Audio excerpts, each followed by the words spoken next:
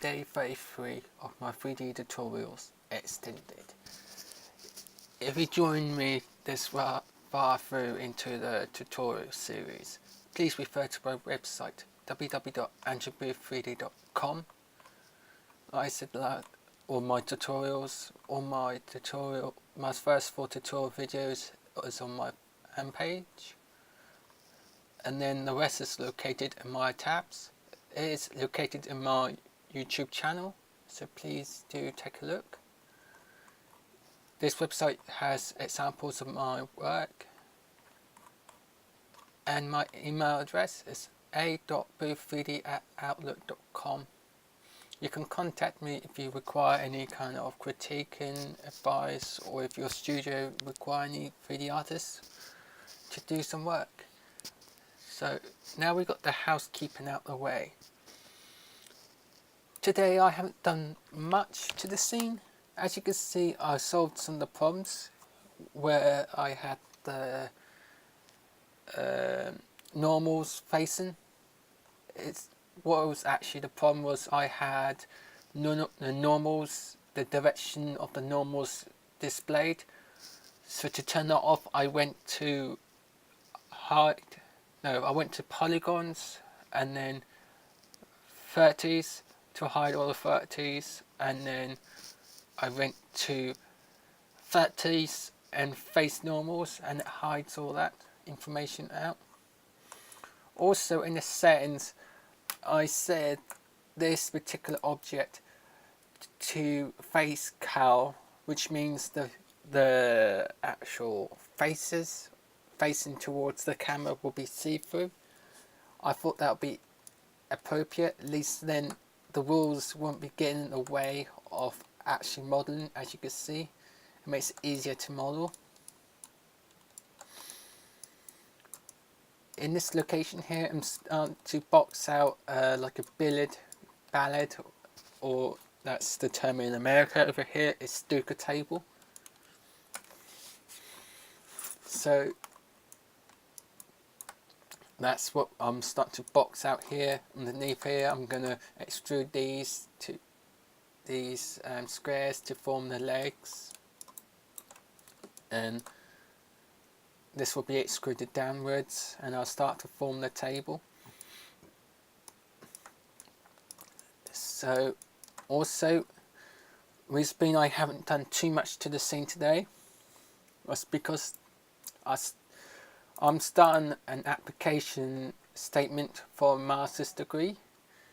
Now it's a lead I may go down with, so I thought if I write something down, at least I can apply with something of a statement of some kind, and if maybe I can use this to do like cover letters, as a base for cover letters for CVs and stuff like that. So, and that's what I've got down at the moment.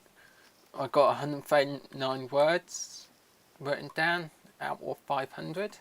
So that's what I've been working on today. So now, in today's session, what I'm going to do, I'm going to start UV mapping all this of the food mixer. Looking at it right now, I actually don't like the scale of it. It's too disproportionate. So I just alter the proportion of it, so it makes a bit more sense.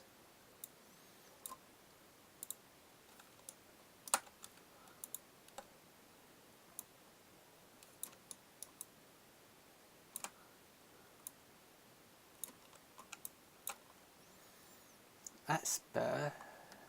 Even then it's a little bit too small still.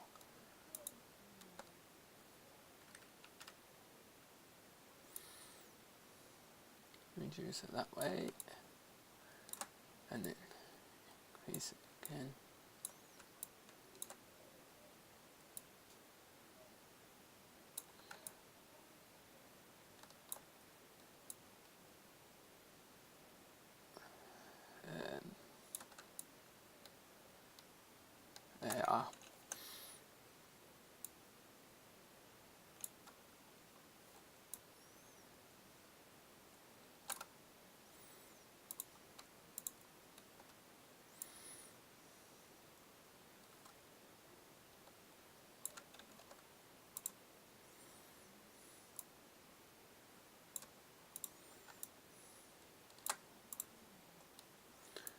There you go, that's slightly better. What I'll do, choose that.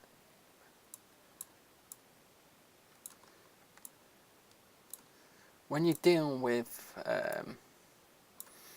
objects, sometimes things can look really disproportionate. So when you get instances like that, it's just a case of editing it. That's much better. Actually, this bit's too tall. That's far too tall now.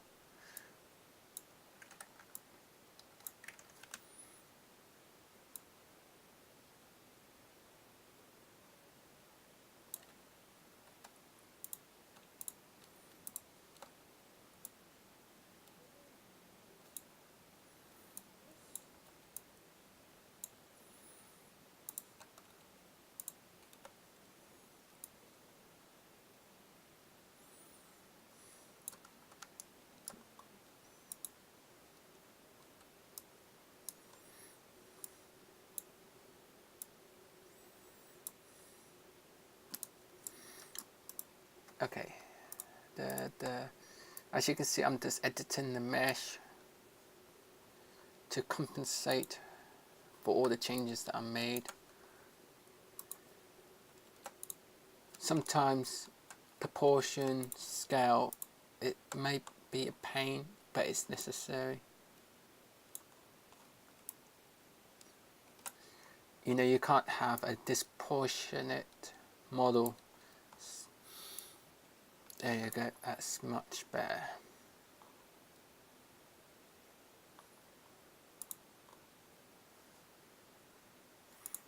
That's much better. Just pull this back slightly. Move this there. Brilliant. That's awesome. There you are. That's much more better proportionate. Before I had it, it was not very proportion. It was not in proportion. The head was far too big for the actual base. So when you look at it in that aspect, it would have meant that the body would have been too heavy. The body would have been too heavy for the actual asset. And that's no good. That is no good at all. You cannot work with some disproportionate like that.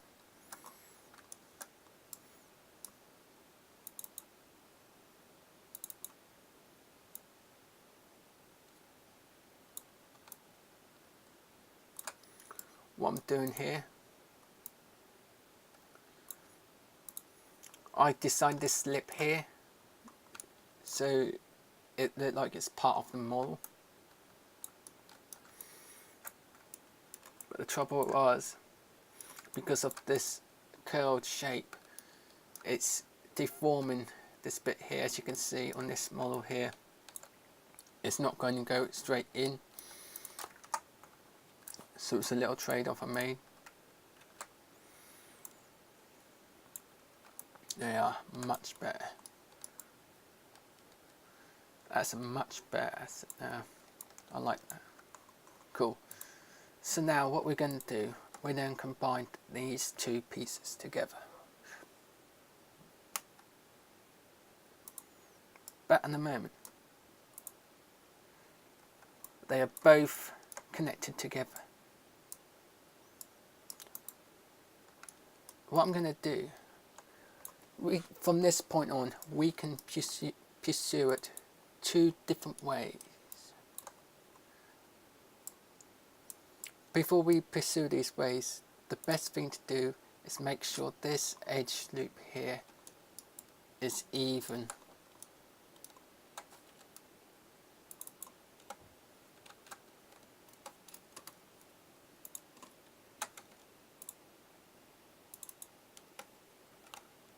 make sure it's even.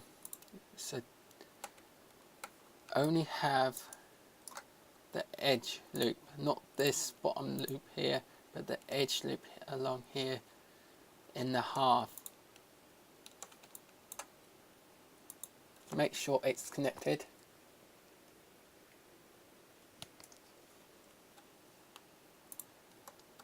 If you have that selected, just deselect it. There is a reason being I'm doing this, because now all what's selected is the center edge loop, but we have to make sure it's even. So straighten up using the technique we've been doing. So now the edge loop is perfect. And line up like so. So now it's perfect. Perfect alignment. The reason being we have to make sure it's a perfect alignment is because after we UV map it, we then combine it. Now you're probably asking yourself, why are we aligning it now? Why are we not combining it first? Well, you can. There's two different methods we can do. The first method we could do, we could easily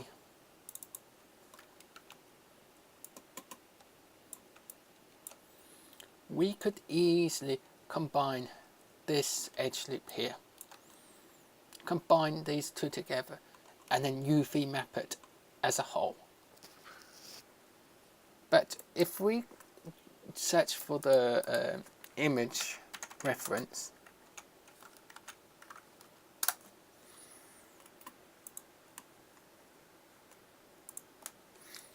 as you can see, there's not much detail on the bottom half. It's just pure metal. As you can see, depending on the different design and make there is. On this one, you have a dial, where ours is actually on the top. But if you look, it's just mostly one material. There's no decal on the actual material, on the actual application, apart from one nut here, which is also on the other side as well, as you can see here, which is flipped over. That's the rotation pivot. So this head is pivoted using that nut there, basically. As you can see here, this is a different image. No decals, is just on the top. So using that method of merging these two together would mean you UV map it on the same UV set. It would mean, you know, having a perfect UVs, no overlapping, just normal UVs. But a lot of that UV texture space would be wasted because it is being used to translate two halves that's having the same material. So a lot of it wasted on itself. So this technique, what I'm doing is using UV texture efficiency to its fullest to make sure, you know, it's proper. Before I go on, I just noticed one crucial error. We didn't cut this bit up. That would present problems when we in like a games engine. So make sure your topology is correct. Perfect. That's what I was looking for. There. So what I'm going to do, I'm going to UV map this first, but just on one side, because this is where the trick is. Once we UV map this side, because we have it as a duplication with special as an instance, what will happen, this side here will have the same UV layout as that. It will be UV mapped the exactly same time. And because it's the UV mapped the exactly same time, it would mean we would save time. Time that we used to UV both sides will only be done half this time. So bear that in mind. And then when we finish UV mapping it, we'll combine both halves together to form a single object. So it'll be taking some of the vertices out, but it will keep the UV layout.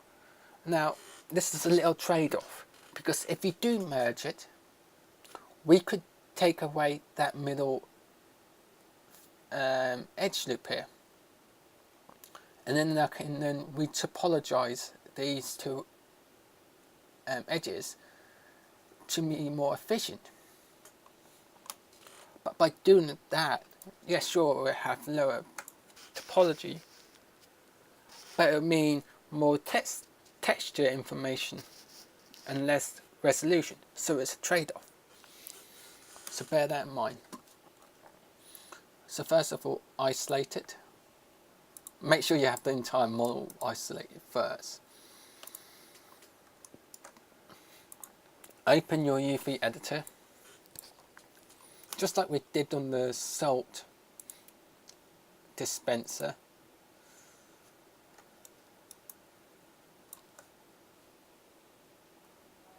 Okay, that's unusual. Okay, that's never happened to me before. As you can see, this is a little bug that just occurred. That's actually never happened to me before.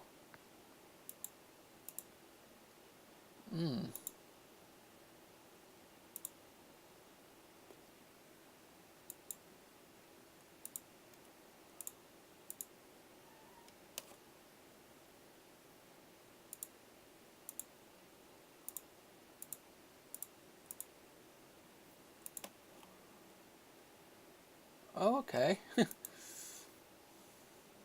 Yeah, like I said, that never occurred before. No worries, no worries.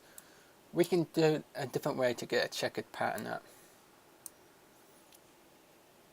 Through the material editor, first of all, delete all history. Never use Lambert 1 for that. The reason being I say never use Lambert 1. Lambert 1 is the default Maya material for any curation on your models. So any default, as soon as you create one of these primitives, it automatically uses Lambert 1. So if you use Lambert 1 to do this, to display the UVs, like a UV checkered pattern, all your new models will have that texture onto it. It's not so bad when you have like a checkered pattern, because then you can see as you work the deformities that you make in your asset, in your UVs, but it can be distracting. I used to use this one. You can use the default checkered, but I like to go to the file and actually get like a checkered pattern off from the internet. If I can find my file that I used, let's run the textures. No. I kept my Maya files in one folder so I can always find it, but the trouble is because I have so many folders and files on my computer. It's hard to locate it. There is my folders. As you can see, all these are the like primitive files that I use. Like there's the checkered pattern, there's a preview image. I'm not meant to click it. There's an leaf. I have this leaf as a texture because I use like this third-party ivory creation tool. It creates ivory in the scene. Quite handy to have. So here's the checkered pattern. There you go. At least now we've got a checkered pattern going on here.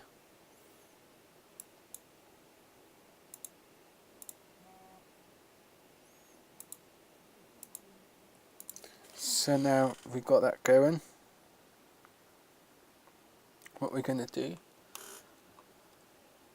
we're going to edit this. Now I've been using the traditional methods. For the purposes of this tutorial, I can use the bonus tools. It's located in Maya, in the actual Maya download section. In their source files, they've got bonus tools, which include all these different bonus tools that you can find.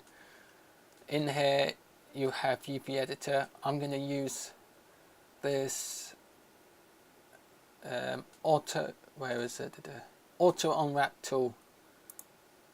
You can use this, and when you use it, you can enter your tool and specify by clicking the edges where you want the cuts to be placed. I'm going to isolate this, cut this here so it comes into two halves.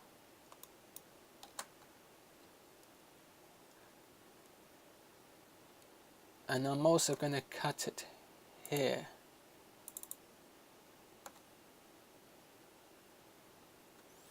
Along here.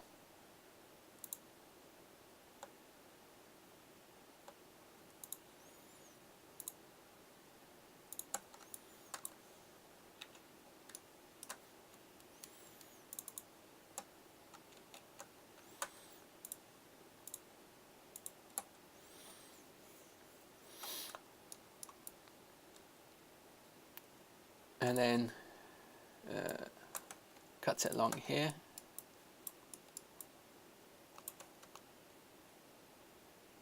Cuts it along there.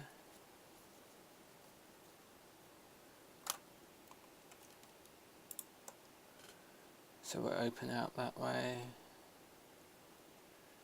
Enter tools. Oh wait.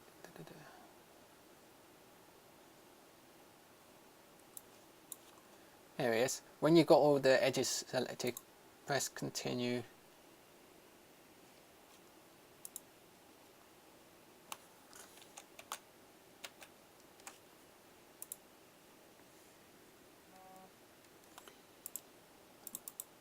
That's because I didn't have it selected. Damn. I had it selected, but because I pressed enter tool, it override that. So going through it quickly again. Let me think. Actually, no, not there.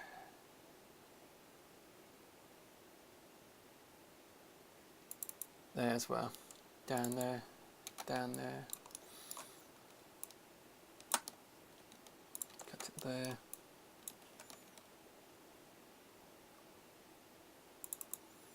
Cut it there.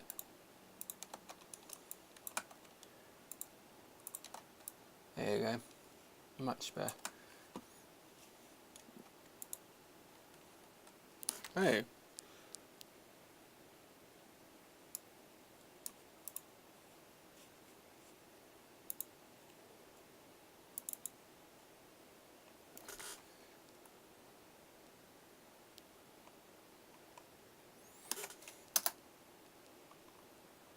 How odd. As you can see, it's not easy to work.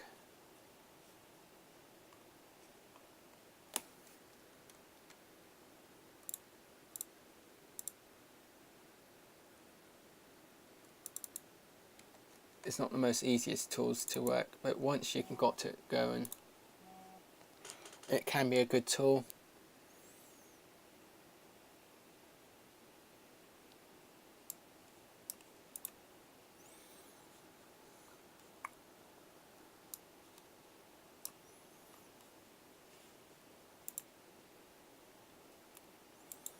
I don't know why it's saying that.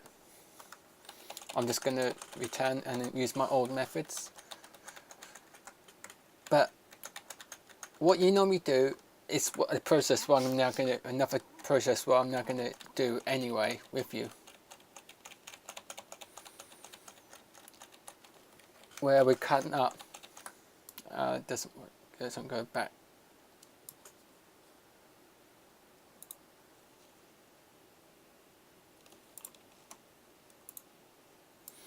Yeah, that's not going to work. So cancel. I don't know why it's not working. Now the reason being that it's got this green, this kind of reddish colour. It's because it has no UVs. Just select it. When you get a situation like that where it's turned all red, it's because there's no actual UVs. Green means there's no actual material data to render out, and red means there's no UVs to render. So bear that in mind. So what UV planar, as you can see, it solved it.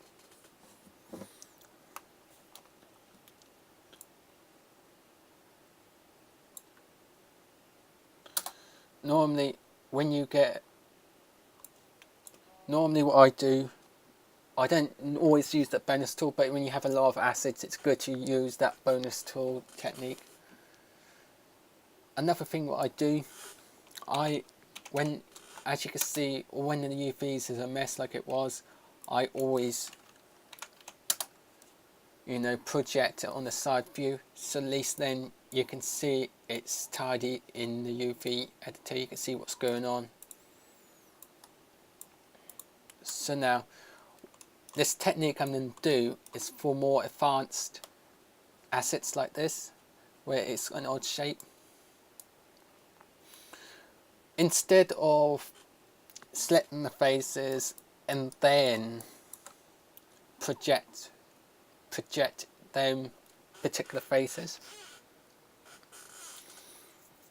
which is good for good standard printed kind of shapes like a cylinder, but when you got an odd shape like this, it's no good. The deformities is too varied. So the best way to do this is like using the bonus tool. You cut into the model itself using the edge loops, and then using this cut tool, you cut it. You're actually forming your scenes yourself, cutting into it like so. By cutting into the asset, creating your borders yourself, you can define where you want your scenes. Now I'm placing my scene here. Don't forget, this got to be cut up into series of islands. Now we could technically cut it here, in different locations. That'd be fine. But then a lot of wasted space would be occurred, because we are UV mapping the whole object as a whole rather than splitting them up. So split them up into different islands. So this is the top half, this is the bottom. Now I could go down here if I so wanted to, but I don't think it's appropriate to do it that way. what just happened there, as you saw, because I had all the 30s selected and I cut the cut line, it cut along the 30s points, which means it will cut all my faces up, and I don't want that. So do take care. So I'm going to cut it along this line here, here, here, here, in here, like so. And then using these, I then use the tool button and smooth the tool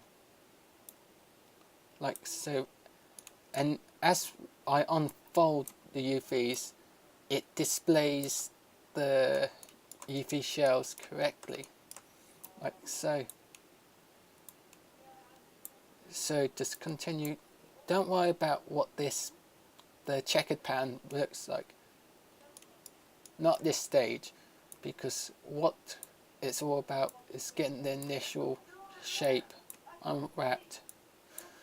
So I think I'll leave this here, because the next tutorial, tomorrow's tutorial, will be to tidy up this edge here with using constraints, creating this to be a flat surface, because as you see it's flat here, so this needs to resemble that. Same on here, so that can take a while. So thank you for watching, join me tomorrow.